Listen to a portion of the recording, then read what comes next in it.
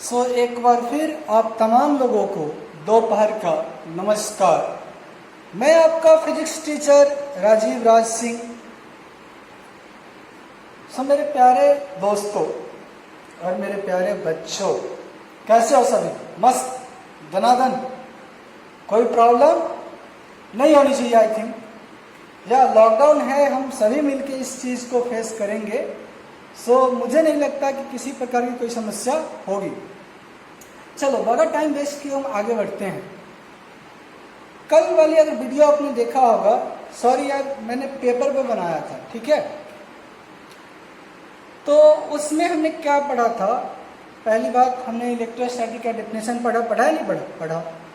Then हमने पढ़ा charge क्या होता है, चार्ज की प्रॉपर्टी पढ़ा, right, like conservation of charge, quantization of charge, right. उसके बाद हमने पढ़ा कि अगर चार्ज एक बॉडी से दूसरे बॉडी में जाता है तो क्या ट्रांसफ़र होता है? हाँ, मास भी ट्रांसफ़र होता है, ये हमने पढ़ा था। और देखा था कि नेगेटिव चार्ज का मास जो होता है पॉजिटिव चार्ज से एज कम्पेयर ज़्यादा होता है, ठीक है? इन तमाम मुद्दों को देखते हुए हम आगे बढ़ेंगे। आज हम पढ़ेंगे कि चार्ज को हम कैसे मेजर करेंगे। उसके बाद हम पढ़ेंगे किसी भी बॉडी को अगर हमें चार्ज करना हो तो कैसे चार्ज करेंगे, मतलब प्रोसेस ऑफ चार्जिंग भी आज हम पढ़ेंगे। तो देखो, चार्ज मेजर करने के लिए जो हमारे पास डिवाइस है, उस डिवाइस को बोलते हैं गोल्ड लीफ इलेक्ट्रोस्कोप। जो चार्ज मेजर करने की डिवाइस है हमारे पास, वो क्या बोलते हैं? Gold leaf electroscope. Okay, so what is a gold leaf electroscope? Basically मैंने पहले आपको बोला कि ये चार्ज मेजर करने की डिवाइस है। सपोज दैट इस पे चार्ज है, राइट। ये बॉडी चार्ज है या अनचार्ज है, इसको हम कैसे मेजर करेंगे? कितना चार्ज है वो नहीं मेजर करेंगे, ये बॉडी चार्ज है या अनचार्ज है हम कैसे मेजर करेंगे? तो उसके लिए हम जो डिवाइस यूज करते हैं उसको बोलते हैं गोल्ड लीफ डिवाइस। क्यों इसको गोल्ड लीफ बोला गया वो देखो। बेसिकली होता क्या इसमें, एक इंसुलेटर कंडक्टर होता है इस तरह से, समझो बातों को। इसका डायग्राम अलग अलग रूप में अलग अलग दे रखा है, तो उससे आपको कोई समस्या नहीं होना चाहिए। एक इंसुलेटर कंडक्टर है, चेंबर है, और यहां से एक कंडक्टिंग वायर जाती है, और ये एक स्टैंड है। इसको क्या बोलते हैं? स्टैंड। अच्छा, क्यों? बात करेंगे।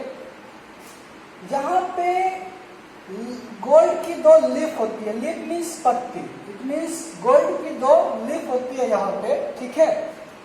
अब सोचो होता क्या है, जब यहाँ पे आप चार्ज बॉडी को डालते हो, क्या करते हो? जब यहाँ पे तुम चार्ज बॉडी को डालोगे, सपोज दैट इसका कोई चार्ज है Q, तो क्या होगा?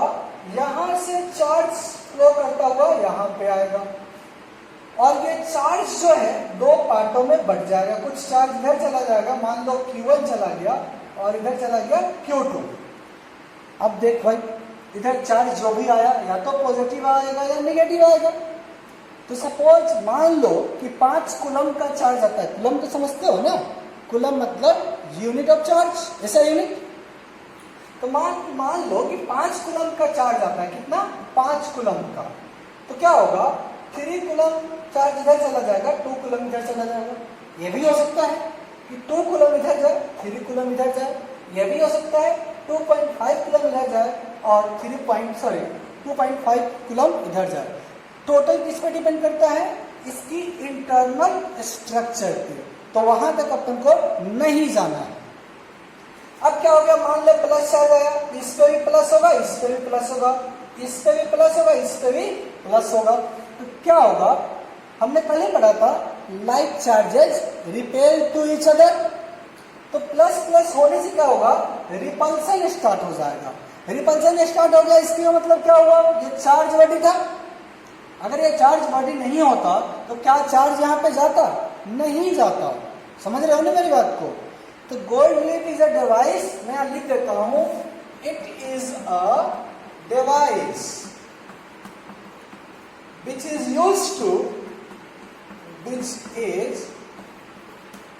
used to measure or find charge body, which is used to find charge body. अब बात आती है कि सर ये वर्क कैसे करता है, what is how it will work, working of इलेक्ट्रोलिफ और गोल्डलिफ इलेक्ट्रोस्कोप. तो देखो पहली बात, स्टेप फर्स्ट, आप किसी भी बॉडी को आपको नहीं मालूम है कि वो चार्ज है या नहीं, तो उस बॉडी को आप लेंगे और स्टैंड पे रख दो. अगर ये सोने की लिप, गोल्ड लिप डाइवर्ज होना स्टार्ट होता है, इसका मतलब क्या है, ये चार्ज बॉडी है. कुछ भी नहीं होता है तो ये अनचार्ज बॉडी है. और क्यों डाइवर्ज होगा, मैंने बता दिया आपको कि इस पे भी लाइक चार्ज और इस पे भी लाइक चार्ज. तो step first, keep the body at a stand or you can say on a stand, keep the body on a stand. ठीक है भाई, चलो हमने रख लिया. क्या यहां मैं इरेज कर दूं, बिल्कुल कर सकता हूं जमूरे. सेकेंड स्टेप,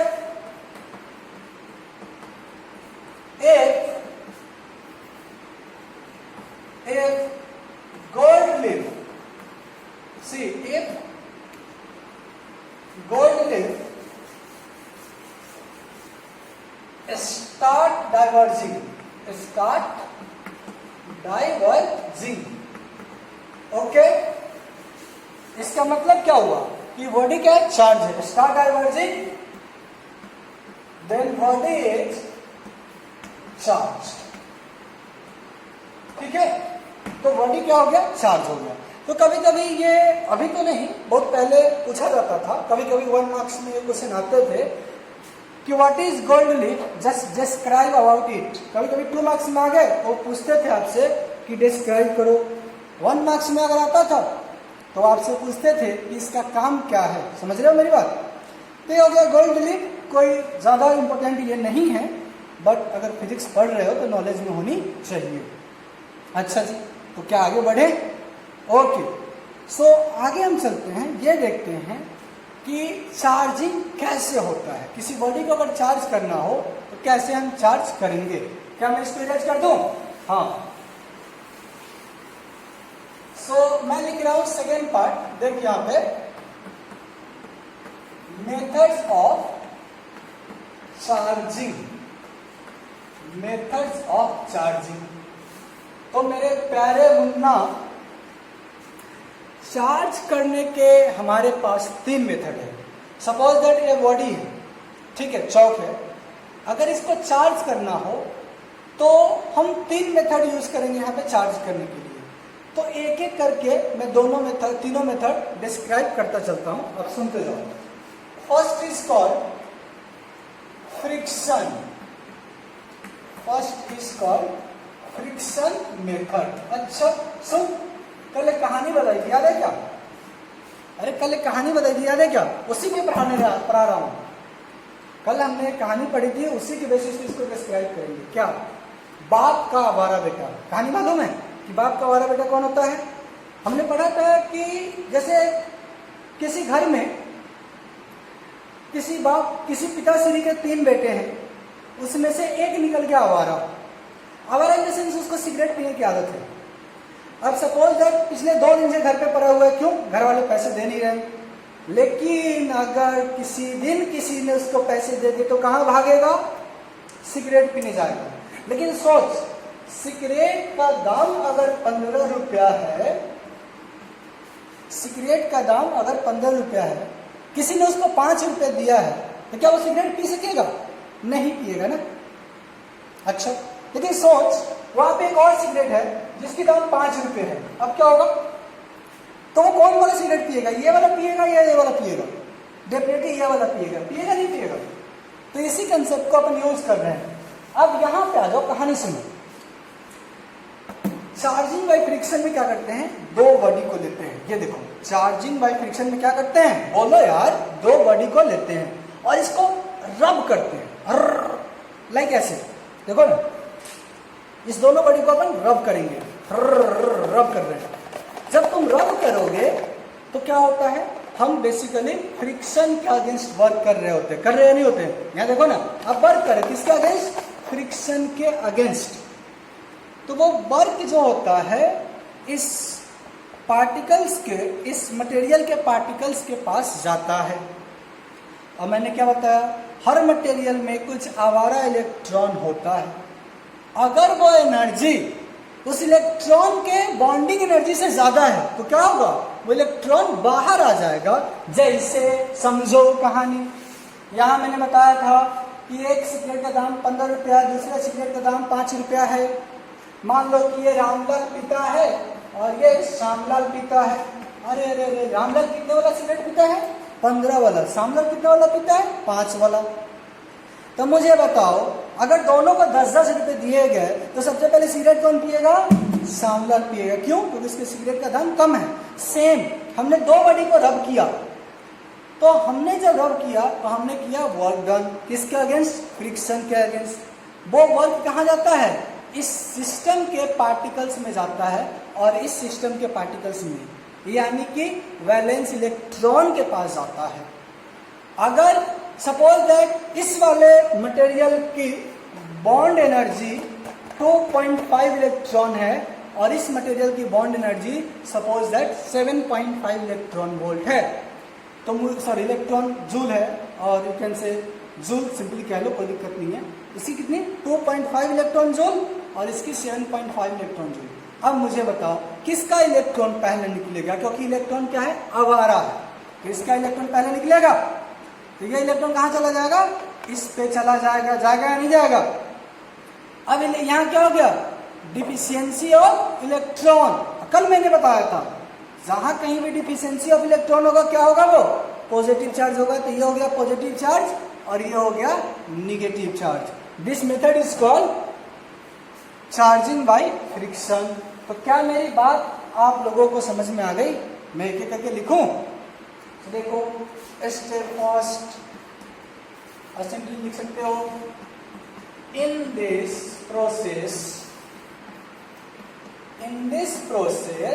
अच्छा, two bodies rub against each other,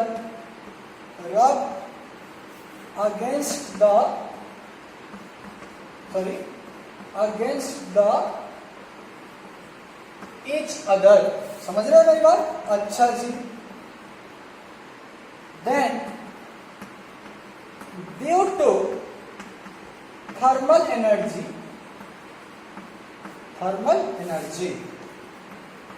अब तुम क्वेश्चन पूछोगे कि थर्मल एनर्जी क्या होगा। तो जब दो बॉडी को आप रब करते हो तो क्या होता है, टेम्परेचर बढ़ जाता है। तो वो टेम्परेचर जब बढ़ेगा तो क्या बढ़ाएगा, थर्मल एनर्जी बढ़ाएगा, काइनेटिक एनर्जी बढ़ाएगा, right. Due to thermal energy, electron from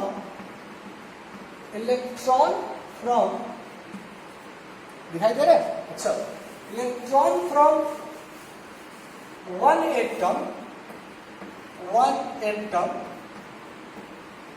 goes to another atom, देखो दो बॉडी को जब रब करते हो तो क्या होता है, थर्मल एनर्जी के कारण इलेक्ट्रॉन एक एटम से दूसरे एटम पे चला जाता है, ठीक है। अब बता दें किसका इलेक्ट्रॉन पहले जाएगा, तो मैं पहले बता चुका हूं, जिसकी बॉन्डिंग एनर्जी कम होगी। सो मैं लिख रहा हूं यहां पे, material having less bond energy will lose electron first. अब सुन, जब जिस मटेरियल का बॉन्ड एनर्जी कम होगा वो पहले इलेक्ट्रॉन को लूज कर देगा, समझ रहे हो मेरी बात। क्या मैं इसको इरेज कर दूं, तो देखते जाओ, मैं अभी बता रहा हूं कि एक एक पॉइंट ले रहा हूं। अब क्या होगा, सपोज दैट देखो यहां पे दो ऑब्जेक्ट है, ऑब्जेक्ट ए है और ये ऑब्जेक्ट बी है। अगर मैं bond energy of electron A less than मानूं बॉन्ड एनर्जी ऑफ बी, इसी को बोलते हैं दूसरे टर्म्स में function work function energy of A less than work function energy of B. तो जब तुम रब करोगे तो क्या होगा, यहां से इलेक्ट्रॉन यहां पे जंप करके चला जाएगा, यहां से इलेक्ट्रॉन यहां पे जंप करके चला जाएगा। अब कुछ देर बाद क्या हो जाएगा, ए जो होगा वो समथिंग प्लस चार्ज हो जाएगा और बी जो होगा समथिंग निगेटिव चार्ज हो जाएगा। तुम देख लो, समझ रहे हो मेरी बात, किसी को दिक्कत? देखो हमने रब किया, इसकी बॉन्ड एनर्जी क्या है, कम है, इसकी ज्यादा है, यानी कि इसके सिगरेट के दाम 5 रुपये और इसके सिगरेट के दाम 15 रुपये। तो क्या होगा, पहले इसका बेटा निकल के भागेगा घर से, क्योंकि सभी के पास आवारा बेटा होता है नहीं होता है, बिल्कुल होता है। तो सबसे पहले इसका बेटा भागेगा, किसके पास आ गया, इसके पास आ गया। तो इस पे क्या हो गया, एक्सेसनेस ऑफ इलेक्ट्रॉन, इसके पास क्या हो गया, डिफिशिएंसी ऑफ इलेक्ट्रॉन, इसके पास हो जाएगा पॉजिटिव चार्ज और इसके पास निगेटिव चार्ज। अब ध्यान से देख, अगर यहाँ से 5 निकले हैं तो यहाँ कितना बढ़ा 5, तो यहाँ 5 निगेटिव और यहाँ से 5 अगर गए हैं तो 5 पॉजिटिव, इसलिए मैंने लिखा प्लस क्यू और minus Q. This is called method of charging by friction.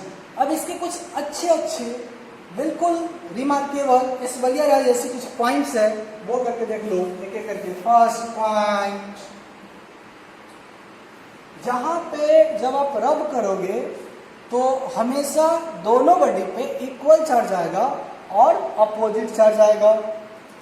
Always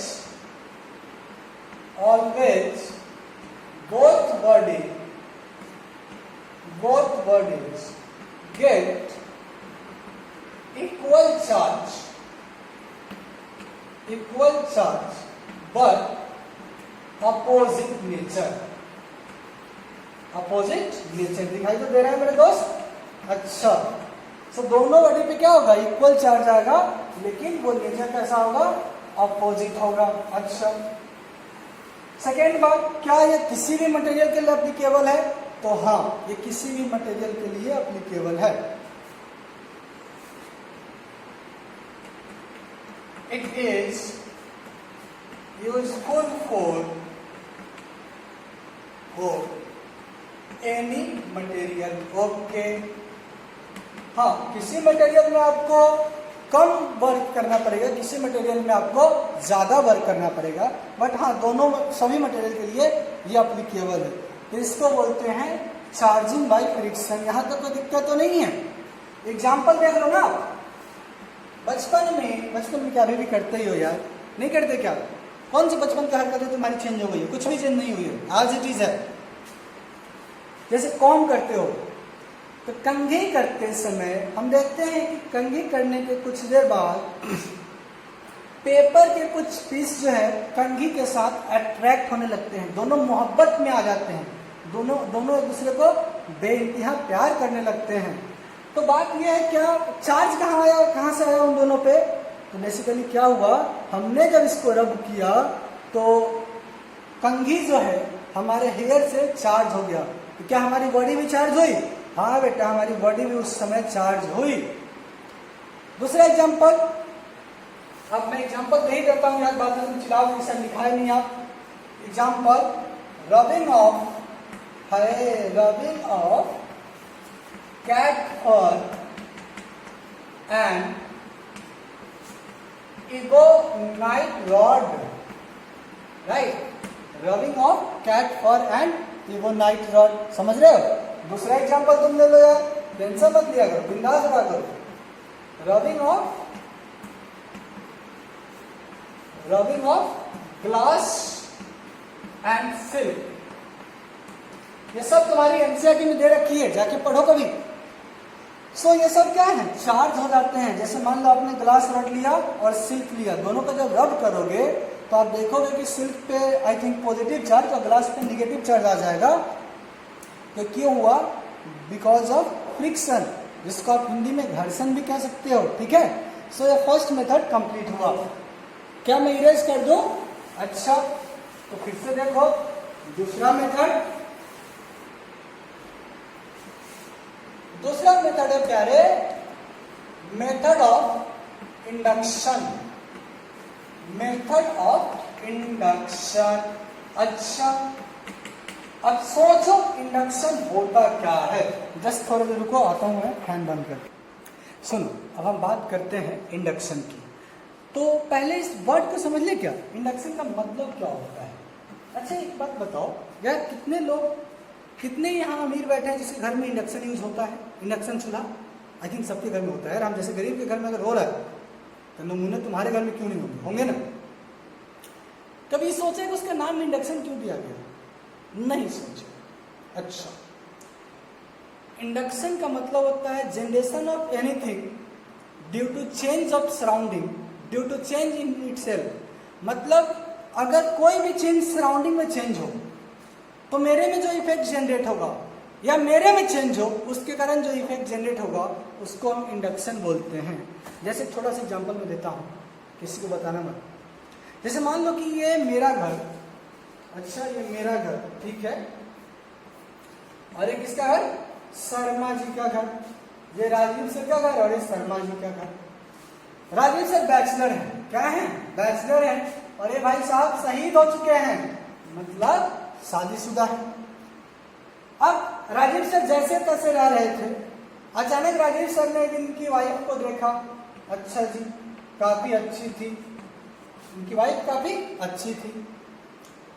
दूसरे दिन भी राजीव सर ने इनकी वाइफ को देखा, काफी अच्छी थी। अच्छा, तो इससे क्या इफेक्ट हुआ? मैं बाद में सोचने लगा कि यार हमें जैसे तैसे नहीं रहना चाहिए, हमें एक वेल मैनर्ड में रहना चाहिए, क्योंकि हमारा जो पड़ोसी है वो काफी स्टैंडर्ड लोग हैं। तो मेरे में एक चेंज हुआ। मेरे में क्या हुआ? एक चेंज हुआ। किसके कारण हुआ? मेरे ये क्या बोलते हैं, शर्मा जी की वाइफ के कारण हुई। तो इसको हम बोलते हैं इंडक्शन। मतलब किसी भी चीज का पैदा हो जाना, किसी भी चीज का क्रिएट हो जाना सराउंडिंग के कारण या किसी अदर इफेक्ट के कारण, किसी अदर रीजन के कारण, उसको हम बोलते हैं इंडक्शन। क्या मैं इसको इरेज कर दूं? तो सेम प्रोसेस यहां भी अपन अप्लाई करेंगे। सुन, अब देख, ये सपोज दैट, देख पहले समझ ले, फिर एक एक करके स्टेप बाय स्टेप में थियरी लिखा दूंगा। यार थियरी में मैं बिलीव नहीं करता, यहां से समझ और पक्का 100% सेट हो जाएगा। सपोज ये एक बॉडी ए है और ये एक बॉडी बी है। अच्छा, बॉडी बी पे प्लस चार्ज है। अगर मैं बॉडी बी को ए के पास ले जाऊं तो क्या होगा? कल मैंने पढ़ाया था, लाइक चार्जेस रिपेल करता है और अनलाइक चार्जेस अट्रैक्ट करता है। उससे पहले भी एक पॉइंट पढ़ाया था, किसी भी एटम में अगर कोई बोलता है चार्ज नहीं है तो वो झूठ बोल रहा है। हर एक एटम में चार्ज होता है, लेकिन क्या होता है, जितना निगेटिव होता है उतना ही पॉजिटिव। तो क्या होगा, यहाँ पे सपोज कुछ प्लस है तो कुछ प्लस क्यू है तो कुछ माइनस क्यू है। अब पहले की कहानी है ये, इससे पहले की कहानी है। इससे पहले न्यूट्रल था तो नेट चार्ज जीरो, जितना प्लस उतना ही माइनस। अब यहाँ इसके काफी करीब एक हमने दूसरा सिस्टम लाया बी, जिसपे चार्ज क्या, प्लस क्यू। तो अब देख, तो बता यार, ईमानदारी से बताना, झूठ मत बोलना, तुम्हारी उसकी कसम। हाँ सुन, ये प्लस क्यू क्या करेगा, इस प्लस क्यू को रिपेल करेगा। अच्छा, ये प्लस क्यू क्या होगा, इधर शिफ्ट होना स्टार्ट हो जाएगा और ये निगेटिव को अटैक करेगा तो ये निगेटिव इस तरफ आ जाएगा। तो लोग बोलते हैं कि निगेटिव सरफेस पे आ जाएगा, ऐसा नहीं है, क्योंकि एटम्स जो इलेक्ट्रॉन्स है वो एनर्जी लेवल नहीं छोड़ के जा रहा है। लेकिन हाँ क्या होता है, पहले ऐसे थे, ढंग से समझ, छोड़ना मत। देख, ये कोई एटम है, इसमें प्लस भी है माइनस भी है, प्लस भी है माइनस भी है, प्लस भी है माइनस भी है, प्लस भी है माइनस भी, कुछ इस तरह से चार्जेस है। ठीक है, समझ लो। अच्छा, किसी, ठीक है, समझ लो। अब क्या होगा, जब मैं इस यहां पे कोई चार्ज बट लाऊंगा बी जिसपे प्लस चार्ज है, तो क्या करेगा, ये सभी प्लस को रिपेल करेगा और निगेटिव को अट्रैक्ट करेगा। तो ये कुछ इस तरह से बन जाएगा। मतलब यहाँ पे निगेटिव चार्ज की क्लाउडनेस बढ़ जाएगी। हम ये नहीं कह सकते कि सभी पॉजिटिव चार्ज सरफेस पे चला जाएगा और सभी निगेटिव चार्ज सरफेस पे चला आएगा, नहीं। हम ये कह सकते हैं कि इस साइड निगेटिव चार्ज की क्लाउडनेस बढ़ जाएगी और इस साइड पॉजिटिव चार्ज की क्लाउडनेस बढ़ जाएगी। हाँ, कैलकुलेशन आसान हो, समझने में आसानी हो, इसलिए हम बोलते हैं कि सभी निगेटिव चार्ज सरफेस पर आ जाएगा और सभी पॉजिटिव चार्ज इस सरफेस पे आ जाएगा। अब देख इंडक्शन क्यों बोलते हैं, एक एक पॉइंट समझ में आ जाएगी। पहले ये ऐसे थे, लेकिन जब शर्मा जी की बीवी आई तो क्या हो गया, वो सेपरेट हो गए, प्रॉपर मैनर में अरेंज हो गए, इसीलिए हम इसको बोलते हैं इंडक्शन। समझ गए? ओके, तो मैं अब इरेज करता हूं और एक एक पॉइंट करके लिखाता जाता हूं। सुन, स्टेप फर्स्ट, और सिंपली समझ, generation of charge, generation of charge,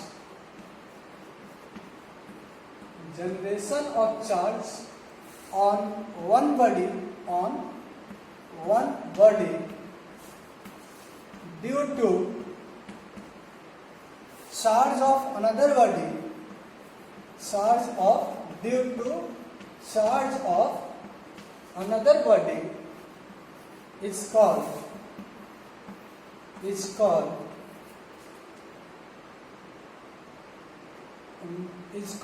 induction, is called induction। इसी को क्या बोलते हैं, एक बॉडी पे चार्ज दूसरे बॉडी के कारण अगर हो जाए, दूसरे बॉडी के चार्ज के कारण, तो उसको हम इंडक्शन बोलते हैं। समझ रहे हैं मेरी बात? अब सोचो, अब एक एक करके मैं स्टेप बाय स्टेप तुम्हें दिखाता चला जाता हूं कि अगर बोर्ड में कभी पूछे तो आप इसको कैसे लिखोगे। समझ रहे हो मेरी बात?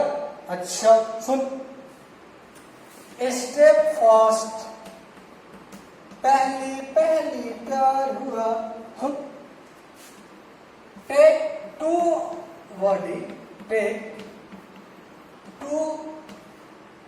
bodies, out of them one should be charged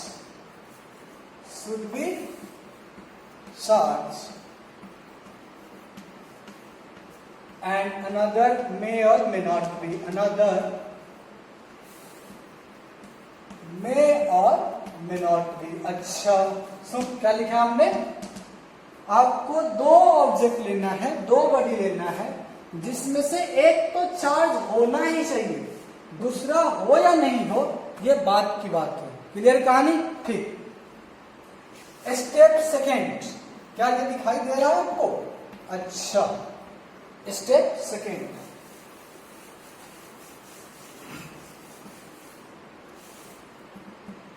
brought, दोनों को काफी करीब लाओ, brought very close to each other, very close to each other. अच्छा जी, very close to each other. Then यहां लिखता हूं, similar charges get repelled and dissimilar charges, or you can say unlike charges get attract। तो क्या होता है, same charge जो होगा वो रिपेल हो जाएगा और अनलाइक चार्ज क्या होगा, अट्रैक्ट हो जाएगा। तो यहां देखो हमने क्या किया, दो ऑब्जेक्ट लिया, एक ए लिया और एक बी लिया, दोनों को एक दूसरे के काफी करीब लाए, इतना भी करीब ना लाओ कि दोनों मोहब्बत कर बैठे। सपोज दैट इस पे प्लस चार्ज है पहले से, कितना है, प्लस क्यू चार्ज है। अरे बोल यार कितना है, प्लस क्यू है। तो हमने बोला आपको कि क्या करेगा, यहाँ पे निगेटिव चार्ज को अट्रैक्ट कर लेगा और यहाँ पे पॉजिटिव चार्ज को। मैं भी वही बोल रहा हूँ कि चार्जेस सरफेस पे आएंगे, बट रियलिटी नहीं है, ये अपने कन्वीनियंस के लिए बोला जाता है। ठीक है, ओके। तो ये सेकेंड स्टेप कंप्लीट हो गया। थर्ड स्टेप, ओके चलिए थर्ड स्टेप पे चलते हैं, इरेज कर दो। थर्ड स्टेप देखो,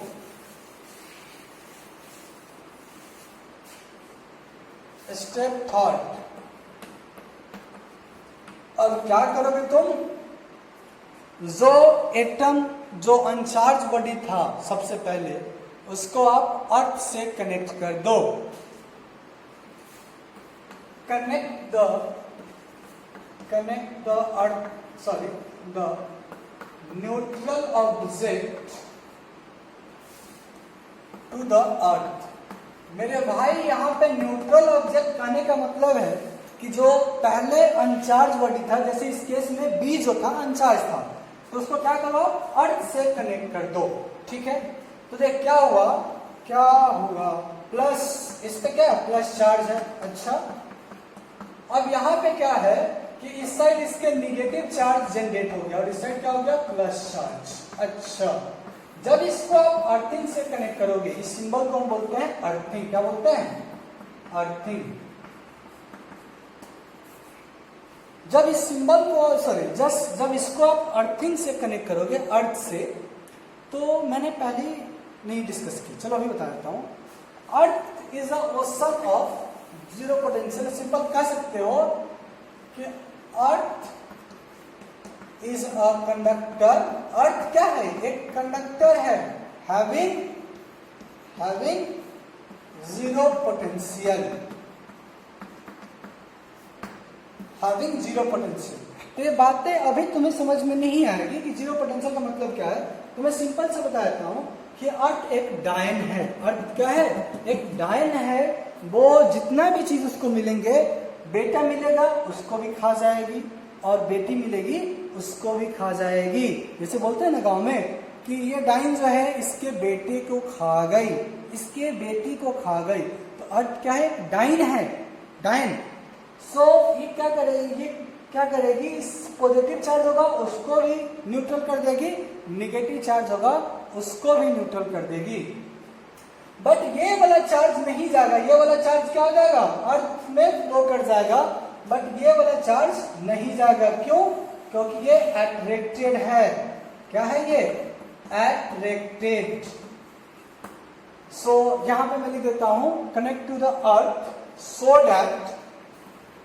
so that charge on another surface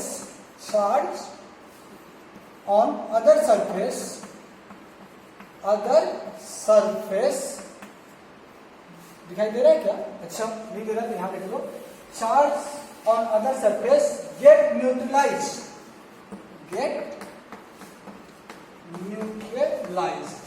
तो मैंने आपको बताया ना मेरे भाई कि ये अर्थ डायन है। ये क्या करेगा, पॉजिटिव चार्ज वाले को भी खा सकता है और निगेटिव चार्ज वाले को भी खा सकता है। अब तुम्हारा क्वेश्चन होगा तो फिर सर इसको क्यों नहीं खाया, क्योंकि ये दोनों एक दूसरे से मोहब्बत कर रहे हैं और मोहब्बत खुदा का दस्तूर है मेरे दोस्त। मोहब्बत को कोई डिस्टर्ब नहीं करता।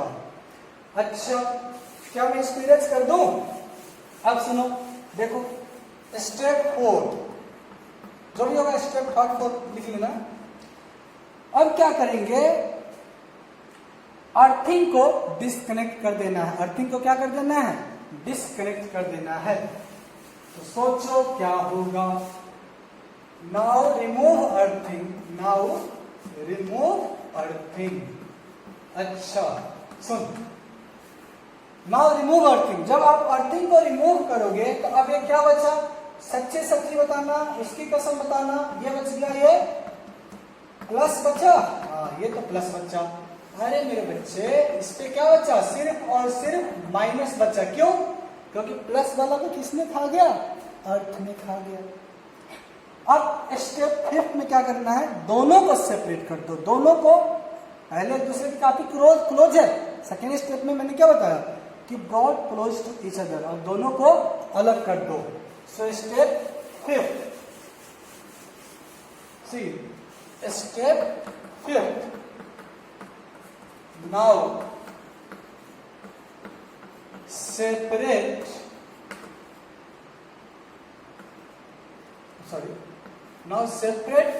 both body। दोनों बॉडी को सेपरेट कर दो। तो जब आप सेपरेट करोगे तो देखो यार, ये वाला चार्ज एज इट इज। अब क्या हो गया, इस पे चार्ज थोड़ा सा कुछ छोटा कर दो यार। इस पे चार्ज माइनस था, अब ये माइनस जो है, पहले उस माइनस को किसने पकड़ रखा था, इसने पकड़ रखा था। इस माइनस को किसने पकड़ रखा था, इसने। लेकिन जैसे इसको आपने हटाया तो ये माइनस आपस में ही फाइट करने लगेंगे और आपस में ही रिपेल करने लगेंगे। So due to mutual repulsion वो यूनिफॉर्मली सरफेस पे डिस्ट्रीब्यूट हो जाएगा। जैसे छोटा सा एग्जांपल हो ना, जब तक क्लास में टीचर प्रेजेंट रहते हैं सभी बच्चे ढंग से बैठे रहते हैं। वो लोग बात है कि मेरे क्लास में बच्चे थोड़ा ज़्यादा ढंग से बैठ जाते हैं, लेकिन जैसे टीचर बाहर जाते हैं वैसे वो फाइटिंग स्टार्ट, नहीं तो उसको मत देख वो मेरी वाली है, नहीं तो उसको मत देख मेरी वाली है, उसका टिफिन वो खा रहा है, वो इससे बातें की जा रहा है, वो उससे बातें किए जा रहे हैं। सेम हुआ, ये जब तक था इन सभी चार्ज को बांध के रखा था, लेकिन जैसे इन दोनों को हटाए, मतलब कहने का मतलब है कि इतना दूर ले जाओ कि इसका इफेक्ट इस पे ना रहे, तो ये सभी चार्जेस कहाँ हो जाएंगे, आपस में म्यूचुअल रिपेल होगा और सरफेस पे डिस्ट्रीब्यूट हो जाएगा। अब देखो पहले ये ए था, बसंती थी और ये बसंती थी, तो पहले इस पे चार्ज क्या था, क्यू तो था ही, अभी भी कितना है, क्यू है। लेकिन पहले इस पे चार्ज क्या था, बोलो जीरो, बट अब चार्ज जीरो नहीं है, क्या बोलेंगे इसको, क्यू बोलेंगे, बोलेंगे या नहीं बोलेंगे, बट यार सही में बता यार, इसको क्यों बोलेंगे नहीं बोलेंगे, बोलेंगे ना, क्योंकि इस पे चार्ज डेवलप हो गया। किसके कारण, इसके कारण डेवलप हुआ, जैसे मैं सजने संवरने लगा था, किसके कारण, शर्मा जी की बीवी के कारण, समझ रहे हो, तो वो इंडक्शन हुआ था मेरे अंदर, क्या इसके कारण यहाँ पे चार्ज इंड्यूस हो गया, तो इसीलिए हम इसको बोलते हैं चार्जिंग बाय इंडक्शन। समझ गए, ओके। अब कुछ पॉइंट्स को हम ध्यान में रख के चले आगे तो बेहतर होगा। पहली बात सुन, फर्स्ट पॉइंट, यहां पे कभी भी तुम जो है सॉरी यहां पे कभी भी आप सेम नेचर के चार्ज इंड्यूस नहीं कर सकते। जहां पे कभी भी आप सेम नेचर की चार्ज इंड्यूस नहीं कर सकते। आपने देखा कि एक पे आपने प्लस लिया है तो दूसरे पे माइनस इंड्यूस होगा, क्योंकि वो अट्रैक्शन के कारण आता है। So by this method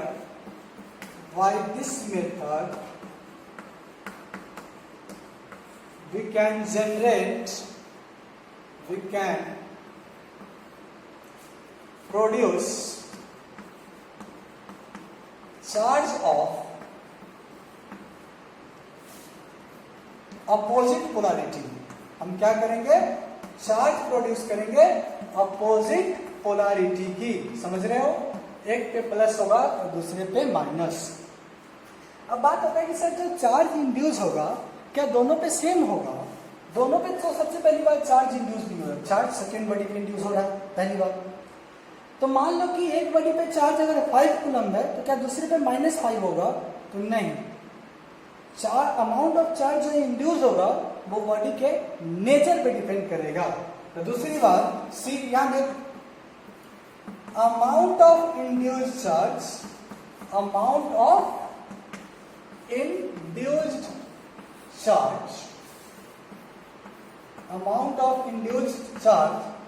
depend on nature of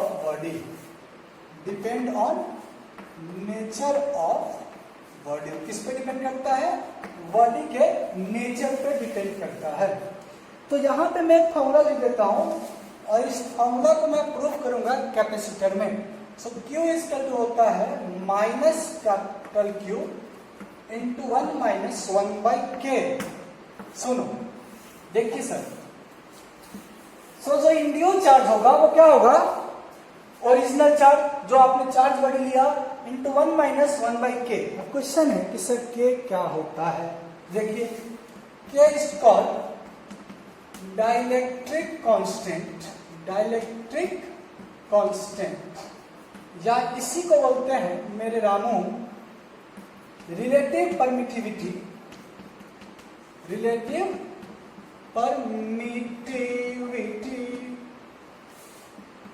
for air के लिए ये 1 होता है और कंडक्टर के लिए 4 कंडक्टर, सुनो यार, देखो यार, लाओ मत, कितना होता है, इन्फिनिटी होता है।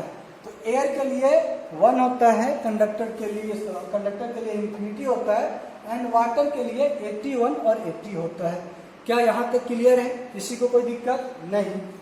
सो थर्ड पॉइंट आप देखें, यहां पे फ्रिक्शन वाले में भी चार्ज अपोजिट पोलैरिटी के डेवलप होते थे, बट क्या होता था, इक्वल अमाउंट। वहां पे फिजिकल लवी-डवी होता था, बट यहां पे फिजिकल लवी-डवी नहीं है। सो थर्ड पॉइंट ये लिखेंगे, no need of physical contact. अच्छा, फिजिकल कांटेक्ट की कोई जरूरत नहीं है, तो इसलिए ये थोड़ा सा बेहतर है किसके कंपेयर में, फ्रिक्शन के कंपेयर में। फ्रिक्शन वाले में पर्सनली लवी-डवी जरूर होती थी। तो यह हो गया method by charging by induction. क्या थर्ड पॉइंट पे चले। अच्छा, एक पॉइंट तुम्हारे जहन में आ रहा होगा कि सर ये कहाँ यूज करते हैं।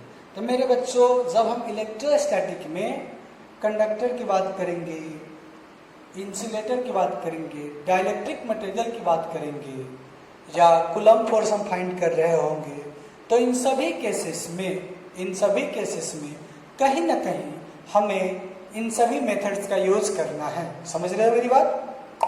सी थर्ड मेथड, जिसको बोलते हैं charging by conduction. See third method, charging by conduction. अच्छा,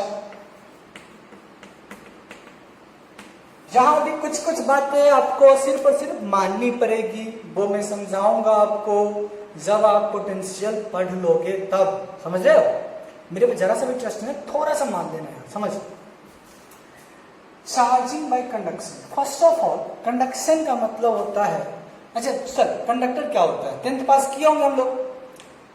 तो आप बोलोगे all those material which allow the current or allow the flow of current is called conductor and this phenomena is called conduction। यही होता है sir. अच्छा, तो conduction का बेसिकली मतलब क्या होता है, फ्लो ऑफ चार्ज। तो मुझे बताओ, नॉन मेटल इंसुलेटर क्या करंट फ्लो कराती है? नहीं। क्या वहां कंडक्शन होगा? नहीं होगा। तो पहली बात ये हो गई कि ये सिर्फ और सिर्फ कंडक्टर के लिए यूजफुल है, इंसुलेटर के लिए यूजफुल नहीं है। अब सुन, ढंग से देखते जाना। अब छोटे एग्जांपल मैं दूंगा, कुछ कहानियां बताऊंगा तुम्हें। सुनो, सपोज दैट ये 2 वाटर टैंक है। अच्छा, यहाँ पे एक छोटा सा पाइप लगा हुआ है, और ये एक वाटर टैंक है, यहाँ भी एक छोटा सा पाइप लगा हुआ है। अच्छा जी, कोई समस्या नहीं है। इस दोनों से हमने पाइप को कनेक्ट कर रखा है। गजब। और समझिए चीजों को आप, यहां पे वाटर लेवल यहां तक है। अच्छा, और यहां पे वाटर लेवल यहां तक है। तो मेरा क्वेश्चन आपसे है कि आप बताओ क्या होगा, ठीक है। तो आप बोलोगे सर वाटर जो है यहां से फ्लो करना स्टार्ट करेगा इसमें, और ये कब तक फ्लो होगा? जब तक दोनों का लेवल सेम नहीं हो जाए। कब तक फ्लो होगा? जब तक दोनों का लेवल सेम नहीं हो जाए। उसी तरह मेरे प्यारे बच्चों, कंडक्टर के केस में हम एक टर्म डिफाइन करते हैं, उसको बोलते हैं इलेक्ट्रिक पोटेंशियल। अभी मैं बता रहा हूं, ये मेथड ऑफ चार्जिंग, इसलिए मैं यहाँ पे डिटेल में डिस्कस कर रहा हूं। और भी ज्यादा डिटेल में मैं इस चीज को डिस्कस करूंगा जब मैं आपको कंडक्टर पढ़ाऊंगा। समझ रहे हो? तो देखिए, उसी तरह किसी भी कंडक्टर का, मान लो ये रेडियस r है, चार्ज q है, तो उसी तरह कंडक्टर के केस में, जैसे यहाँ देखो, हम वाटर लेवल से मेजर करते हैं, जहां पे वाटर लेवल ज्यादा है, ओके, वाटर यहां से फ्लो करेगा यहाँ इधर की तरफ, कब तक? जब दोनों का लेवल सेम हो जाए। अच्छा, तो उसी तरह कंडक्टर में हम इसकी एक टर्म डिफाइन करते हैं, उसको बोलते हैं इलेक्ट्रिक पोटेंशियल। तो क्या बोलते हैं? Electric potential. सुनो, देखो यहाँ इलेक्ट्रिक पोटेंशियल। ओके, अगर मैं ये बात करूं, इलेक्ट्रिक पोटेंशियल को रिप्रेजेंट करते हैं V, जो आपने 10th में पढ़ा भी होगा, विभवांतर V। तो ये होता है KQ/R। क्या होता है? KQ/R होता है। अब पूछोगे सर K क्या है? तो मैं लिख देता हूं, बट इन सभी चीजों की चर्चा मैं डिटेल में करूंगा जब कभी भी आपसे मैं मिलूंगा कूलम्ब्स लॉ पढ़ाते समय, तब मैं आपको बताऊंगा। ये हो गया 1/4 पाई एप्सिलॉन 0। अब ये क्या है छोड़ो, मैं बताता हूं धीरे धीरे। अब ये हो गया पोटेंशियल KQ/R। तो कंडक्टर के केस में जिसकी पोटेंशियल ज्यादा होता है वहां से चार्ज फ्लो करता है, किसके तरफ? लोअर पोटेंशियल की तरफ। और ये कब तक फ्लो करता है? जब तक दोनों की पोटेंशियल सेम नहीं हो जाए। क्या मैं लिखूं यहां पे? तो पहले मैं एक नोट लिख देता हूं, उसके बाद मैं आपको स्टेटमेंट लिखाऊंगा। छोटी छोटी बातें हैं जो ध्यान में हमें रखना चाहिए। सुनो देखो, electric charge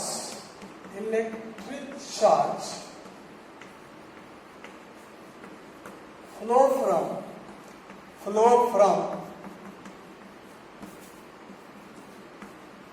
higher electric potential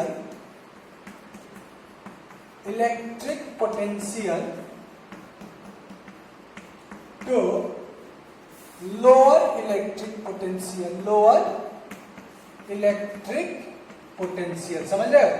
तो क्या मैंने बताया आपको? देखो कि इलेक्ट्रिक चार्ज की यह टेंडेंसी होती है कि वो हायर पोटेंशियल से लोअर पोटेंशियल की तरफ फ्लो करेगा। जैसे वाटर की टेंडेंसी थी हायर लेवल से लोअर लेवल की तरफ फ्लो करना, until both become at same potential। अगर आप देखो ना सेम पोटेंशियल, ठीक है? तो अगर आप देखो तो ये पूरी की पूरी कहानी उस वाटर टैंक की तरह है जहां पे वाटर एक टैंक से दूसरे टैंक में फ्लो कर रहा था। कब तक? जब तक दोनों का लेवल सेम नहीं हो जाए। साइज पे डिपेंड नहीं करेगा, किस पे डिपेंड करेगा? हाइट पे डिपेंड करेगा।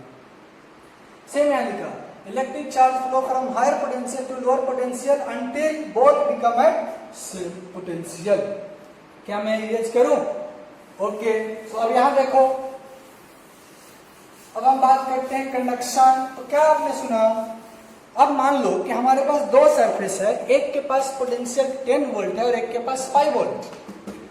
अगर मैं दोनों को कनेक्ट कर दूं with the help of some conducting wire और डायरेक्टली, तो क्या होगा?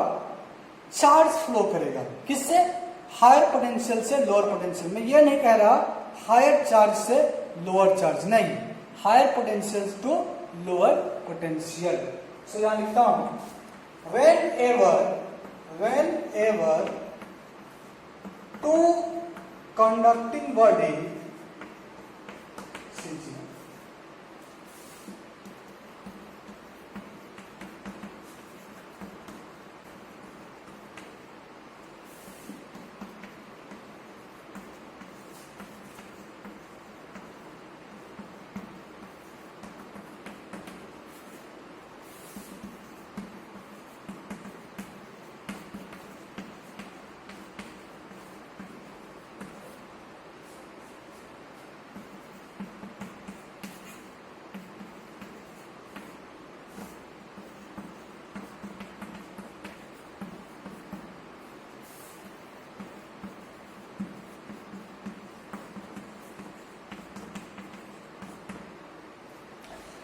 So see, whenever two conducting body, यानी तो whenever two conducting body connected to each other by some conducting medium। यहाँ पे conducting medium क्या हो सकता है? वायर हो सकता है, या वो डायरेक्टली कनेक्ट कर दिया जाए, या कोई और मीडियम हो सकता है, बट कंडक्टिंग मीडियम होना चाहिए। ये चीजें ध्यान में रखनी है आपको। By conducting medium then charge will flow until get same potential, right? Until get same potential। क्या होगा? चार्ज फ्लो करेगा जब तक दोनों के पोटेंशियल सेम नहीं हो जाए।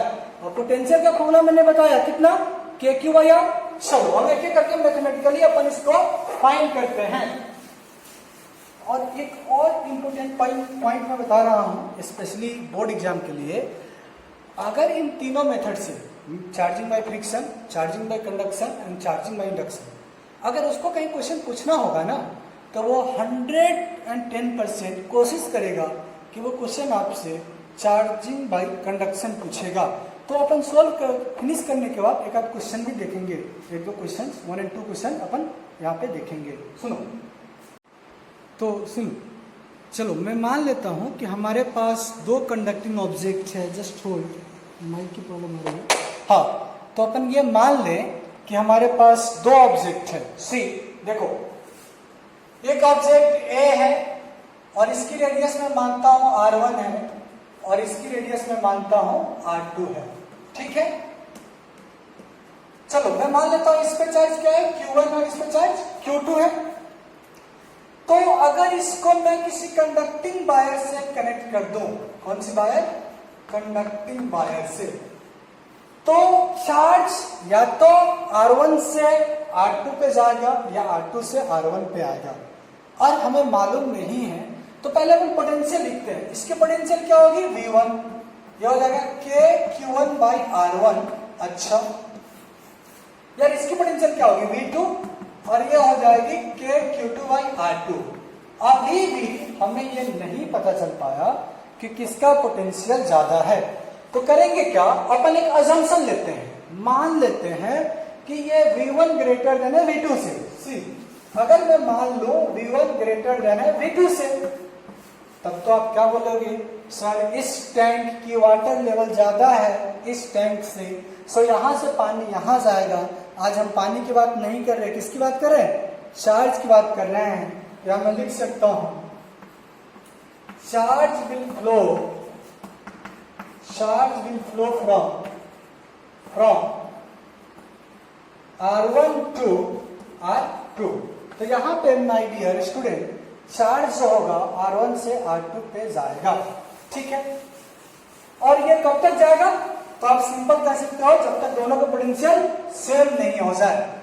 आफ्टर कंडक्शन क्या होगा, सो देखो, आफ्टर कंडक्शन, अब मेरे दोस्त, जब एक बॉडी से दूसरे बॉडी पे चार्ज अगर जा रहा है तो ऑब्वियस बात है एक पे चार्ज कम होगा और एक पे ज्यादा होगा। तो मैं मान लेता हूं कि आफ्टर कंडक्शन R1 वाले पे जो चार्ज हो गया वो Q1 डैश हो गया और R2 वाले पे जो चार्ज हो गया वो Q2 डैश हो गया। क्या इस समय दोनों का पोटेंशियल सेम है और डिफरेंट है, तो हम कहेंगे कि नहीं, दोनों का पोटेंशियल सेम है। सो क्या लिख सकते हैं, V1 dash is equal to V2 dash. क्यों V1 डैश, क्योंकि इनिशियली इसकी पोटेंशियल V1 थी तो V1 डैश हो गया, इसकी V2 थी तो V2 डैश हो गया, बट दोनों सेम है। यहां से क्या लिखोगे, Q1 dash by R1 is equal to KQ2 dash by R2। क्षम, ये मैंने आप पहले ही बताया है कि पोटेंशियल कैसे लिखना है। सो यहां से देखो, Q1 by Q2 dash, Q1 dash by Q2 dash, क्या लिखूंगा मैं, R1 by R2। अच्छा यार, ध्यान से देखते जाओ, क्या Q1 जो है R1 पे डिपेंड कर रहा है, अगर R1 की वैल्यू बढ़ेगा तो क्या Q1 की वैल्यू तो बढ़ेगी। यार बोलो यार, इतना पसीना बहा रहा है तुम्हारे लिए यार, समझो चीजों को। सी, सो Q1 डैश जो होगा और चार्ज जो होगा डायरेक्टली प्रोपोर्शनल होगा रेडियस का। तो यहाँ पे मैं लिख सकता हूं कि कंडक्शन में जो चार्ज का रीडिस्ट्रीब्यूशन होता है वो डिपेंड करता है रेडियस पे, डायरेक्टली प्रोपोर्शनल होता है। तो यहाँ पे मैं लिख भी देता हूं, यहाँ नोट करके, note number 1, distribution of charge, distribution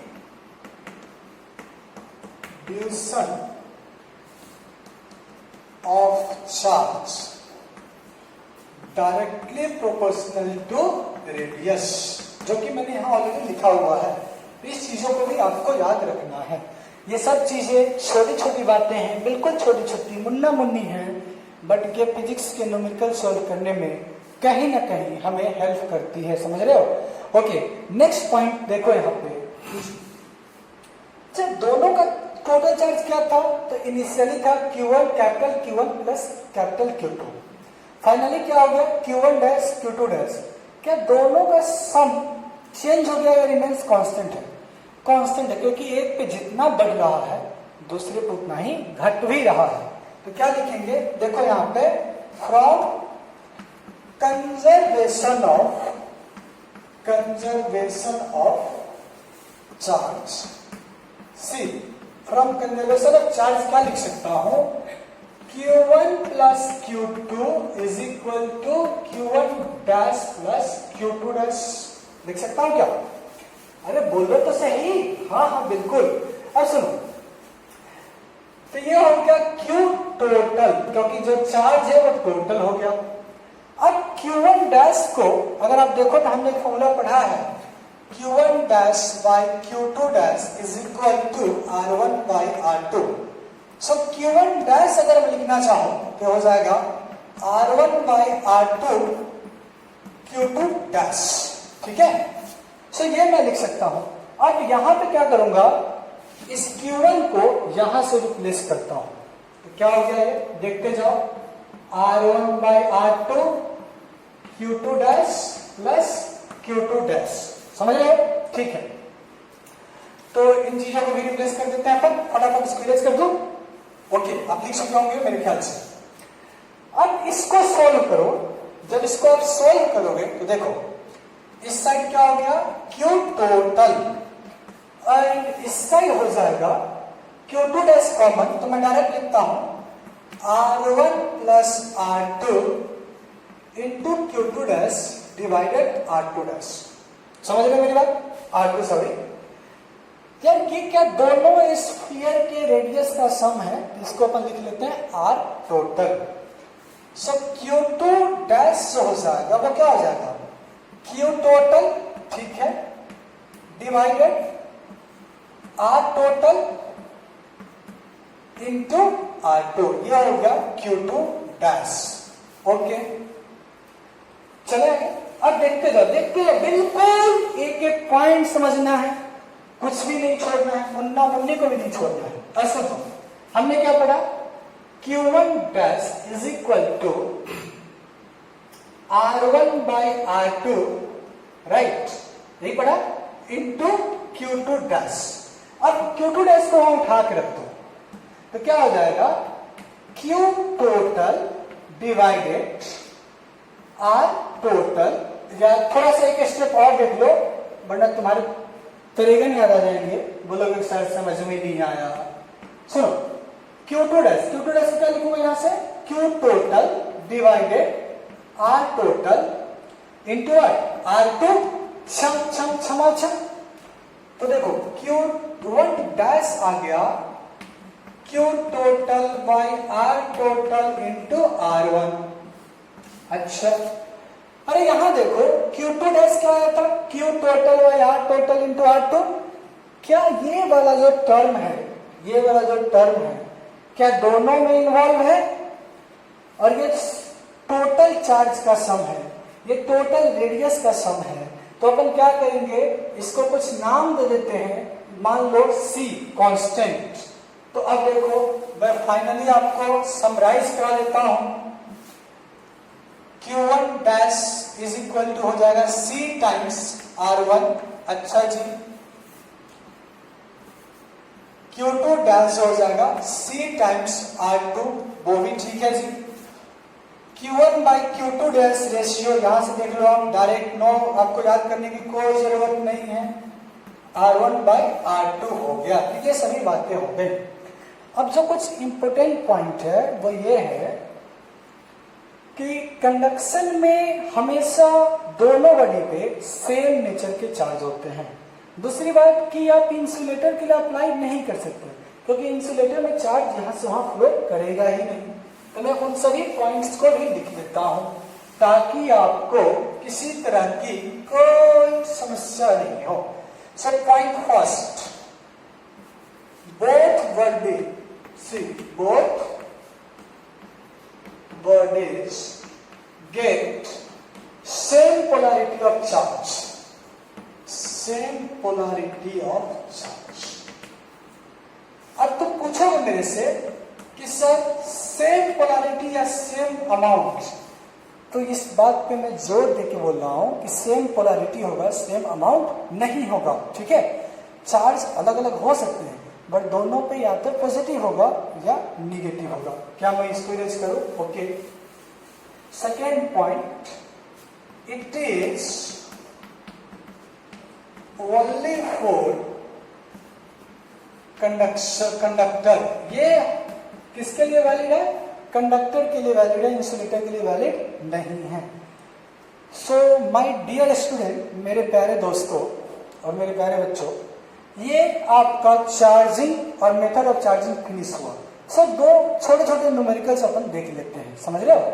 क्या मैं इसको इरेज करूं? ठीक है। तो पहला न्यूमेरिकल काफी लॉलीपॉप न्यूमेरिकल है। क्वेश्चन ये है कि यहां पे एक छोटा सा ऑब्जेक्ट है, न्यूट्रल है। क्या है? न्यूट्रल, यानी कि Q 0 है। और मेरा क्वेश्चन यहां पे है कि यहां पे एक बिगर ऑब्जेक्ट है और इसकी रेडियस स्मॉल आर है, इसकी रेडियस कैपिटल आर है, and capital R much much greater than small R. आप देखो, capital R much much greater than small R, sorry या इस पे चार्ज क्या 0 है, इस पे चार्ज है। तो क्वेश्चन ये है कि दोनों बॉडी एक दूसरे को अट्रैक्ट करेगा या रिपेल करेगा या कुछ भी नहीं करेगा। First option, option first, both will attract. First option. Second option, repel. Third option, nothing, कुछ भी नहीं। चलो आप बताओ, क्या आंसर बताओगे आप क्या कहना चाहोगे? अच्छा, आप ये कहना चाहोगे कि कुछ भी नहीं होगा। क्यों? क्योंकि यहां पे चार्ज नहीं है इसलिए। अच्छा, जो आपने 10th में एक फॉर्मूला पढ़ा था Q1 Q2/r²। अच्छा, उस बेसिस पे आप बोल रहे हो कि यहां पे कुछ भी नहीं होगा। चलो, राहुल का आंसर तो ये है कि यहां पे कुछ भी नहीं होने वाला है। क्या ये आंसर सही है? तो मेरा आंसर होगा कि नहीं, आप अब चूजे नहीं है। You are not a child, you are not a kid, आप अब बच्चे नहीं हैं, तो इसलिए वो आंसर आप वहीं छोड़ दो।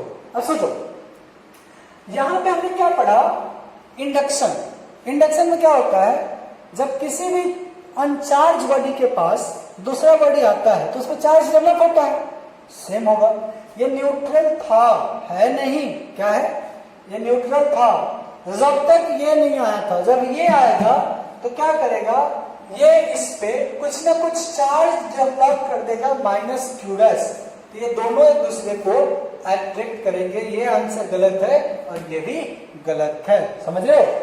तो हमने पढ़ा इंडक्शन का फर्स्ट एप्लीकेशन, जब ये बिगर बॉडी आएगा तो इस पे क्या करेगा, चार्ज इंड्यूस कर देगा, जिसके कारण इस पे निगेटिव हो गया और इस पे पॉजिटिव, और दोनों एक दूसरे को लवी डवी करेंगे, दोनों एक दूसरे को अट्रैक्ट करेंगे। समझ रहे हो? ओके, नेक्स्ट क्वेश्चन देखते हैं। अच्छा जी, समझ लेते हैं। क्या इरेज करूं इसको? बड़े बड़े आसान आसान प्यारे प्यारे क्वेश्चन है यार, तुम बस देखते जाओ। देखो क्वेश्चन नंबर 2, अगर ये रामू है, रामू का रेडियस r है और इस पे चार्ज 5 माइक्रोकूलम है, और ये राजू है, राजू का रेडियस भी r है। ठीक है, दोनों को हमने मिला दिया प्यार मोहब्बत करने के लिए। सुनो, यहाँ पे रेडियस क्या है r, यहाँ पे भी r है, बट इस पे चार्ज क्या है 5 माइक्रोकूलम और इस पे चार्ज क्या है 0। Both are connected by conducting wire. Find the charge. Question है find the charge on each after conduction. आपको बताना है कि आफ्टर कंडक्शन दोनों पे चार्ज क्या होगा। समझ रहे हो? ठीक है, सिंपल फॉर्मूला देखो, यहां पे ये 2 मार्क्स का क्वेश्चन आएगा आपके बोर्ड में। कितने मार्क्स का? 2 मार्क्स का क्वेश्चन आपके बोर्ड में आ सकता है। क्या मैं इसको इरेज कर दूं? ठीक है, ऐसे लो, क्या लिखा हमने कि मैं मान लो इस पे चार्ज हो गया Q1 डैश और इस पे भी चार्ज हो गया Q2, Q1 और Q2 मान लेता हूं, और Q1 डैश Q2 डैश। कोई प्रॉब्लम? अरे कोई दिक्कत तो नहीं है? सी सो अब क्या लिखूंगा मैं, Q1 dash is equal to C times, दिखाई नहीं दे रहा है? अरे यार कब देखोगे तुम, क्या लिख सकता हूं, Q1 dash is equal to C times R1। R1 क्या है, R है। अब क्वेश्चन कि C क्या है, C है टोटल चार्ज। तो इस पे चार्ज क्या है 5 माइक्रोकूलम और इस पे क्या है 0, ये हो जाएगा 5 प्लस 0। C क्या है total charge divided total radius, ये रेडियस कितना R, ये कितना है R, सो ये हो जाएगा R plus R into R। देखते जाओ समझते जाओ, अगर समझ में ना आए तो कांटेक्ट करो, सिंपल सी। सो ये हो जाएगा 5/2R इंटू R, छम।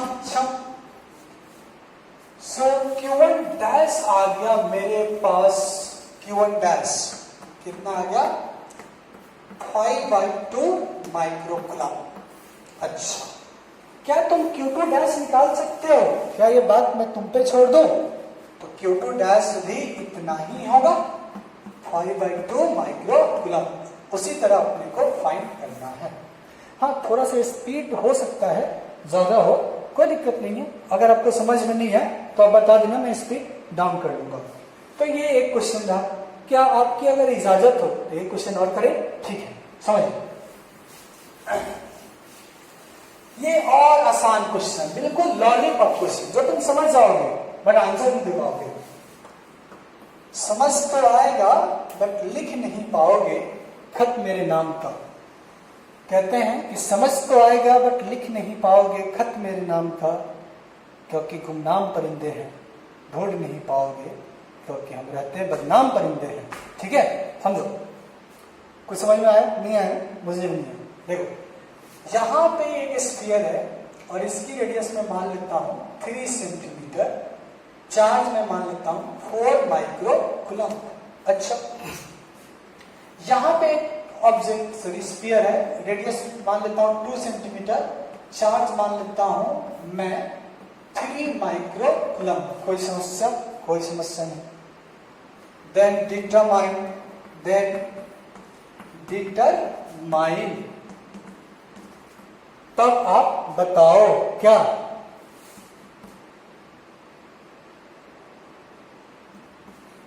V1 ग्रेटर V2 और V2 ग्रेटर V1। आपको यह बताना है कि कौन सा ऑप्शन सही है, first part. Second part, Q1 dash is equal to what and Q2 dash is equal to what. तो आपको इन दोनों क्वेश्चंस का आंसर देना है कि V1 V2 में कौन सा ग्रेटर है। तो फाइंड कर लो फटाफट। क्या मैं सॉल्यूशन लिखूं? देखते जाओ। V1 is equal to KQ1 by R, right.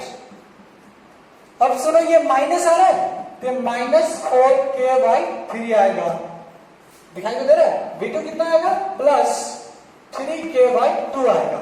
सो कौन ज्यादा है? V2 ज्यादा है। क्यों? क्योंकि V2 आ रहा है प्लस 3K/2। अच्छा, दिखाई नहीं दे रहा तो यहां देख लो। V2 आ रहा है KQ/R, KQ 3/2, तो ये आ रहा है 3K/2, जबकि V1 आ रहा है -4K/3। तो अब देखो कौन ज्यादा है, V2 ज्यादा है। तो फर्स्ट पार्ट का आंसर ये हो गया। अब हमें फाइंड करना है Q1 एंड Q2, तो देखते जाओ। मुझे उम्मीद है कि आप सभी कर लोगे। क्या लिखोगे? Q1 dash is equal to C times R1।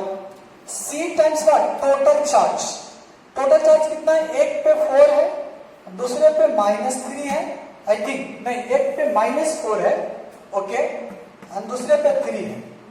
Total radius कितना है? तो एक पे 3 है और दूसरे पे 2 है। R1 कितना है? तो R1 3 है।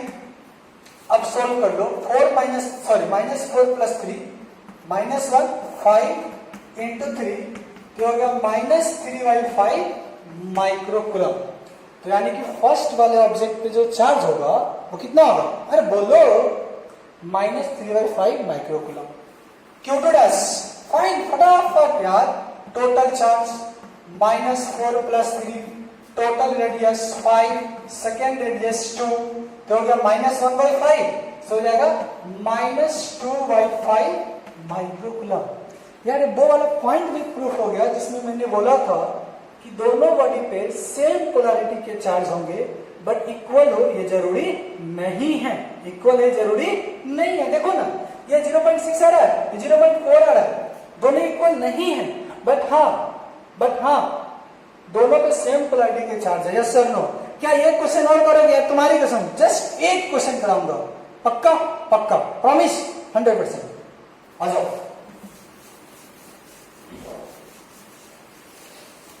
सी क्वेश्चन थर्ड, ये असंती है, ये बसंती है और ये चंपा है। समझ में आ रहा है?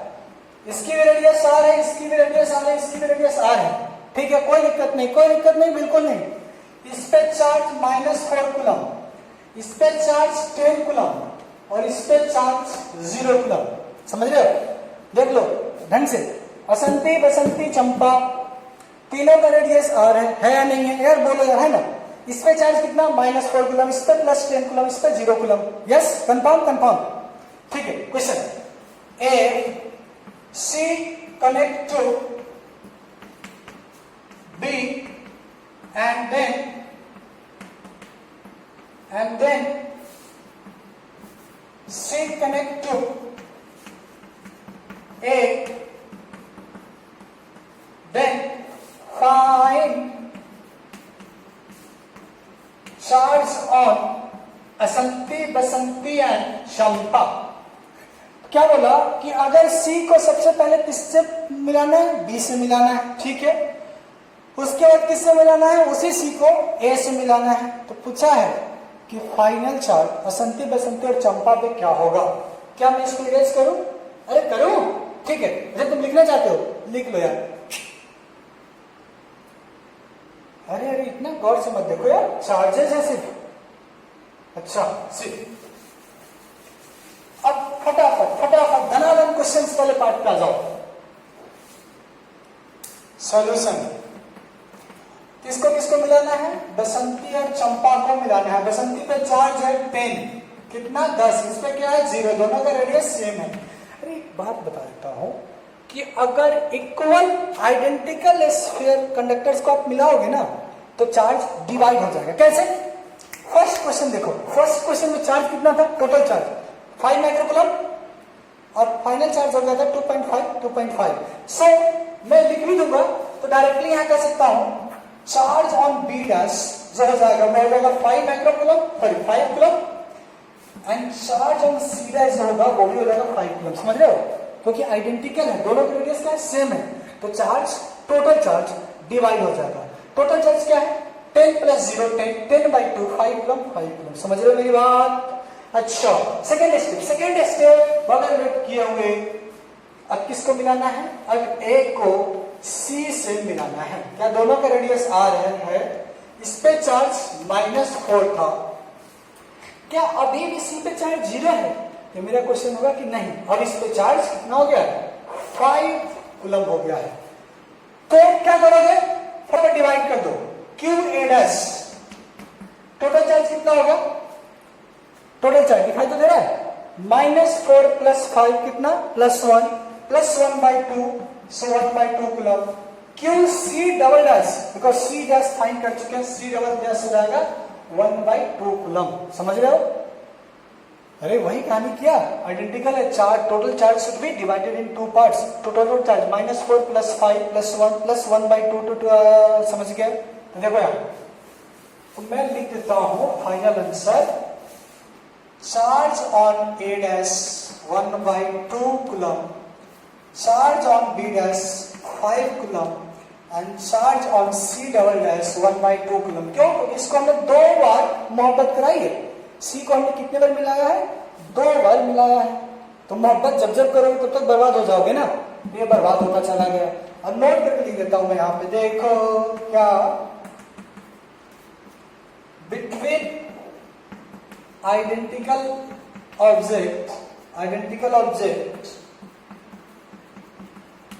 charge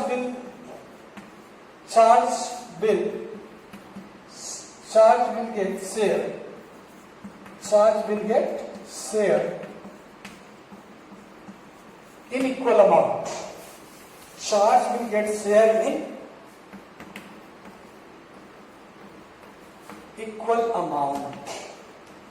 सो मेरे मोहन प्यारे, मेरे जगत प्यारे, मेरे राम प्यारे और मेरे प्यारे प्यारे दोस्तों, साथियों और प्यारे बच्चों, आज का लेक्चर अपन यही फिनिश करते हैं।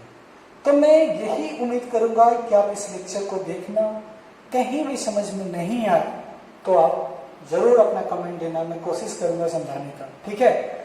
सो अभी मैं बता रहा हूँ कि क्लियर कट, अभी मैं बोर्ड लेवल और मिड लेवल लेके चल रहा हूँ।